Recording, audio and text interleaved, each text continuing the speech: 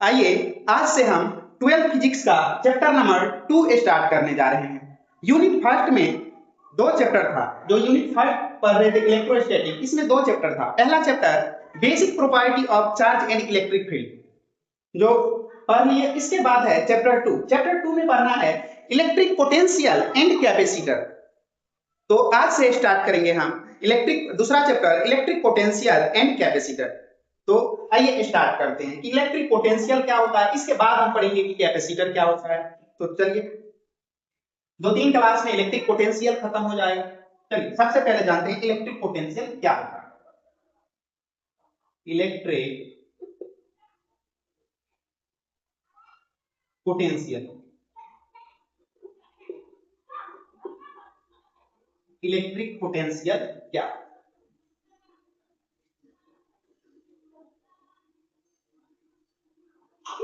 Electric potential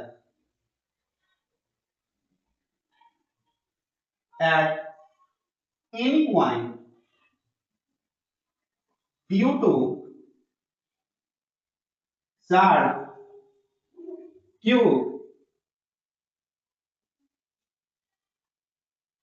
is defined as work done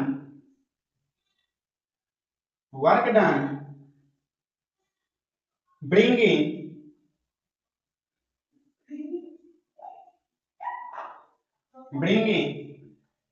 unit positive charge from infinite to that point। Electric potential क्या होता है? तो किसी charge के कारण, मान लीजिए ये कोई पॉजिटिव चार्ज है, ये कोई पॉजिटिव चार्ज है +q, और इसके कारण इलेक्ट्रिक फील्ड क्या होगा? यदि नियर नेगेटिव चार्ज नहीं है तो electric field up to infinite जाएगा। कहां होगा? Up to infinite. Electric field कहां होगा? Up to infinite. और मान लीजिए ये पॉजिटिव चार्ज के कारण यहां r डिस्टेंस पे आपसे पूछा जा रहा है कि बताइए इलेक्ट्रिक पोटेंशियल क्या होगा। तो एक यूनिट पॉजिटिव चार्ज को +1 कूलम चार्ज को अनंत से इस बिंदु तक लाने में, मान लीजिए पॉइंट P है, यहां तक लाने में जो वर्क करना पड़ेगा वही क्या होगा? कहलाएगा इलेक्ट्रिक पोटेंशियल। फिर से देख लीजिए, मान लीजिए कोई +q चार्ज है, इसके कारण किसी पॉइंट पे आपसे कह रहा है कि इलेक्ट्रिक पोटेंशियल क्या है होगा। तो क्या करेंगे? एक यूनिट पॉजिटिव चार्ज को अनंत से उस पॉइंट तक लाएंगे और जो वर्क करना पड़ेगा उसी को क्या कहेंगे? हम इलेक्ट्रिक पोटेंशियल कहेंगे। तो यही है। तो कैसे डिफाइन करेंगे फिर से एक बार देख लेते हैं। Electric potential at point due to या at any point due to charge q। इस चार्ज q के कारण इलेक्ट्रिक पोटेंशियल किसी भी पॉइंट पे, मान लीजिए p पॉइंट पे कर रहा है, क्या होगा? इज डिफाइंड एज क्या क्या होता है? Work done bringing unit positive charge from infinite to that point. ये एट नहीं तो दैट पॉइंट, उस पॉइंट पे लाने में यूनिट पॉजिटिव चार्ज को जितना वर्क करना पड़ेगा क्या कहलाएगा? Electric potential. क्या कहलाएगा? Electric potential. मान लीजिए, चलिए इसका डेरिवेशन करते हैं। मान लीजिए कोई चार्ज यहां है, टेस्ट चार्ज क्यू नोट ले लेते हैं। कितना डिस्टेंस पे है? x डिस्टेंस पे क्यू नोट। यस। और मान लीजिए dx डिस्टेंस, थोड़ा सा डिस्टेंस हम इधर लाए, dx डिस्टेंस इसको हम लाए, तो छोटा सा डिस्टेंस लाए तो थोड़ा सा वर्क करना पड़ेगा। और यही जब हम यहां से यहां तक ले आएंगे तो ज्यादा वर्क करना पड़ेगा। तो वर्क बराबर होता क्या है? सबसे पहले देखते हैं वर्क बराबर क्या होता है। वर्क बराबर होता है F D cos theta, F D x cos theta. या फॉर्मूला लिख देते हैं, क्या होता है? फोर्स गुने डिस्प्लेसमेंट इन डायरेक्शन और फोर्स। क्या होता है? वर्क बराबर फोर्स, और फोर्स के डायरेक्शन में जो डिस्प्लेसमेंट होगा उसी को क्या कहेंगे? हम वर्क कहेंगे। तो यहां से स्मॉल वर्क बराबर क्या होगा? dw बराबर क्या होगा? फोर्स आगुने कितना डिस्टेंस लाए? dx डिस्टेंस लाए cos थीटा। देखिए यदि यहाँ f देखे कितना होगा, तो f कितना होगा? यहां से यहां तक ये q चार्ज के कारण इस पे कितना फोर्स लगेगा q नोट पे? तो ये हो जाएगा आपका 1 अपॉन k ले लेते हैं, k q into q note बटा x डिस्टेंस पे है x स्क्वायर dx cos। देखिए इलेक्ट्रोस्टैटिक प्लस चार्ज है, ये भी प्लस ले लेते हैं, इधर की तरफ फोर्स लगाएगा और आर्म किधर रहा? इधर, तो दोनों के बीच एंगल कितना होगा? 180 डिग्री। यहाँ थीटा कितना हो जाएगा? थीटा क्या होगा? Theta equal to 180 degree, 180 degree. क्योंकि इसीलिए cos 180 का वैल्यू कितना होता है? यहाँ दे देते हैं 1 upon q1 q not x square dx cos 180। cos 180 का कितना वैल्यू होता है? q1 q नॉट बटा x स्क्वायर, ये होता है -1। क्या होता है? 180 बराबर cos 180 बराबर होता है -1। जब यहां रखेंगे तो ये आएगा माइनस, यहां आ जाएगा, ये आ गया w बराबर माइनस के q1 q not x square dx। ये हमें चाहिए टोटल वर्क। टोटल वर्क के लिए क्या होगा? टोटल वर्क के लिए इंटीग्रेट करना होगा। For total work, for total work, total work के लिए क्या होगा? Integrate both side, integrating both side, दोनों तरफ क्या होगा? इंटीग्रेट करना पड़ेगा, दोनों तरफ इंटीग्रेट। क्या है? dw माइनस के q1 q not upon x square dx। तो दोनों तरफ क्या कर देंगे? हम इंटीग्रेट कर देंगे। और कहां से कहां तक? तो देखिए मान लीजिए शुरू में ये इनफिनाइट पे था, तो जब इनफिनाइट पे होगा तो वर्क डन 0, कोई वर्क डन नहीं। जब यहां है तो कोई वर्क डन नहीं। और मान लीजिए और यहां से आप कहां ला रहे हैं? x r डिस्टेंस तक ला रहे हैं। कहां? r डिस्टेंस पे। तो आपको कितना वर्क करना पड़ेगा? w। तो यहां से इंटीग्रेट करेंगे तो dw का इंटीग्रेशन w लोअर लिमिट से अपर लिमिट 0 से w तक, जो कांस्टेंट है उसको बाहर कर लेंगे, q1 q नॉट अपॉन, ये बाहर आ गया। इंटीग्रेशन किसका होगा? 1 अपॉन x स्क्वायर dx। कहां से कहां तक? इनफिनाइट से लेके r तक, इनफिनाइट से लेके r तक। एक बार अपर लिमिट और एक बार लोअर लिमिट पुट करेंगे। यहां माइनस के q1 q नॉट इंटीग्रेशन करेंगे तो कितना आ जाएगा? Minus x 1 by x। एक बार लोअर लिमिट और एक बार अपर लिमिट पुट करिए, तो यहां से w बराबर हो जाएगा, अच्छा माइनस और माइनस इसको बाहर कर लीजिए, प्लस हो गया k q q1 q not. एक बार अपर लिमिट पुट करिए, अच्छा पहले माइनस को बाहर कर लीजिए, अगला स्टेप में हम लिमिट पुट करेंगे। तो क्या हो जाएगा? यहां से w बराबर क्या होगा?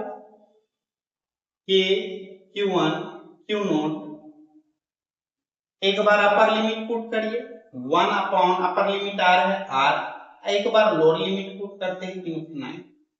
कितना हो गया? 1 अपॉन इनफिनाइट हो गया 0। तो यहां से w बराबर क्या हो गया? k q1 q not upon r। देखिए यहां तो आप यूनिट पॉजिटिव चार्ज नहीं लाए, क्यू नॉट चार्ज को अनंत से और कहां लाए हैं? अनंत से, इनफिनाइट से p पॉइंट तक लाए हैं। यही यूनिट पॉजिटिव चार्ज को जब हम इनफिनाइट से p तक लाएंगे तब क्या होगा? ये q चार्ज को लाएंगे, जब q नॉट बराबर क्या हो जाएगा? +1 चार्ज होगा, तो यही w क्या हो जाएगा? यही w पोटेंशियल हो जाएगा। या इसे ऐसे भी हम कर सकते हैं कि देखिए इकाई चार्ज में यहां जब Q नोट चार्ज था तो कितना था W, वर्क डन कितना करना पड़ा W, इसीलिए यूनिट चार्ज के लिए क्या होगा, यूनिट चार्ज के लिए क्या होगा +1 चार्ज के लिए यूनिट, तो W अपॉन Q नोट, और इसी को कहते हैं क्या पोटेंशियल, इसी को क्या कहते हैं पोटेंशियल। तो ये जब ये इधर आएगा, चाहे यहां हम पुट करेंगे 1 कर देंगे, नहीं तो ऐसे ही कर लेते हैं, इसको इधर ला लेते हैं, तो W upon Q note unit positive charge के लिए क्या हो गया KQ upon R, KQ upon R, और ये हो गया यही क्या कहलाता है, यही हो जाता है इलेक्ट्रिक पोटेंशियल। तो यहां से ये आ गया V, और V बराबर क्या होगा तो KQ अपॉन R, यही होता है इलेक्ट्रिक पोटेंशियल। इलेक्ट्रिक पोटेंशियल क्या होगा KQ upon R, KQ upon R, या इसे ऐसे भी लिख सकते हैं K को 1 upon 4 pi epsilon not Q upon R, तो यही होता है इलेक्ट्रिक पोटेंशियल। देखिए एक तरह से इसे और डिफाइन किया जा सकता है, कैसे डिफाइन कर सकते हैं इलेक्ट्रिक पोटेंशियल को, तो इसे ऐसे भी कर सकते हैं work per unit test charge, work per unit test charge is called क्या कहलाएगा इलेक्ट्रिक पोटेंशियल। चाहे तो इलेक्ट्रिक पोटेंशियल को इस तरह से भी आप डिफाइन कर सकते हैं। क्या आया है इलेक्ट्रिक पोटेंशियल, इलेक्ट्रिक पोटेंशियल क्या आया है, पोटेंशियल आया है वर्क अपॉन टेस्ट चार्ज, ये आया है, यही आया है ना, तो इसे ऐसे भी डिफाइन कर सकते हैं इलेक्ट्रिक पोटेंशियल का को। यदि आप इलेक्ट्रिक पोटेंशियल को डिफाइन करना चाह रहे हैं तो इसे ऐसे भी डिफाइन कर सकते हैं, क्या work per unit, work per unit क्या है test charge, test charge, work per unit test charge is called क्या कहलाएगा electric potential. Work per unit test charge को ही क्या कहेंगे इलेक्ट्रिक पोटेंशियल। कुछ पॉइंट जानते हैं इलेक्ट्रिक पोटेंशियल के बारे में, एक बार और देख लेते हैं। इलेक्ट्रिक पोटेंशियल क्या होता है, किसी यूनिट पॉजिटिव चार्ज को अनंत से किसी बिंदु तक लाने में जो वर्क करना पड़ता है वही क्या कहलाएगा इलेक्ट्रिक पोटेंशियल। नहीं तो आप चाहे तो ये डेफिनेशन भी कर सकते हैं, work per unit test charge called electric potential. कुछ पॉइंट जानते हैं ये कौन सा क्वांटिटी होता है, इसका एसआई यूनिट क्या होता है, डायमेंशन क्या होता है।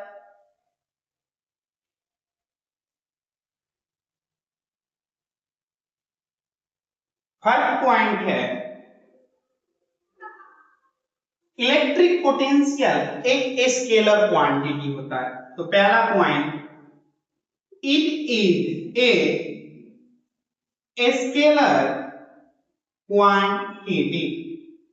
इलेक्ट्रिक पोटेंशियल कौन सा क्वांटिटी है, एक स्केलर क्वांटिटी है। दूसरा पॉइंट याद रखेंगे इट्स एसआई यूनिट, इसका ऐसा यूनिट क्या होता है, पहले इसका फार्मूला देख लेते क्या होता है, V बराबर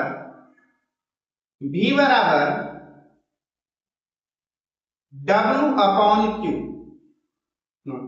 तो W बराबर W का यूनिट क्या होता है जूल, जूल, और चार्ज का कूलम,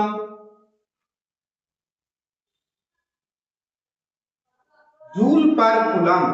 और याद रखेंगे एक जूल पर कूलम को ही कहते हैं एक वाट। तो इसका ऐसा यूनिट क्या होता है तो इसका ऐसा यूनिट होता है या जूल पर कूलम बोलिए या क्या वाट। इसका ऐसा यूनिट क्या होगा वाट। इलेक्ट्रिक इलेक्ट्रिक पोटेंशियल का ऐसा यूनिट क्या होगा जूल पर कूलम को वोल्ट बोला जाता है वोल्ट। तो इसका ऐसा यूनिट क्या होता है वोल्ट। जूल पर कूलम को क्या कहते हैं जूल पर कूलम को कूलम सॉरी जूल पर कूलम को क्या कहते हैं वोल्ट। तो इसका ऐसा यूनिट क्या हो जाएगा वोल्ट। डायमेंशन का बात करें इट्स डायमेंशन तो वर्क का क्या होता है डायमेंशन ml² t-2 और चार्ज का होता है it। तो डायमेंशन क्या हो गया ml² t-3 i-1 ये ऊपर में गया तो -3 और -1 यही होता है इलेक्ट्रिक पोटेंशियल का डायमेंशन। एक पॉइंट है इसमें याद रखेंगे मान लीजिए कोई प्लस क्यू चार्ज है इसके कारण मान लीजिए आपसे पूछा जाएगा r डिस्टेंस पे इलेक्ट्रिक पोटेंशियल कितना होगा r डिस्टेंस पे तो ये भी बराबर हो जाएगा 1/4 पाई एप्सिलॉन नॉट। ये चार्ज का साइन के साथ लिखेंगे हम यहाँ q plus q upon r। तो ये कितना हो जाएगा plus 1/4 pi epsilon not q upon r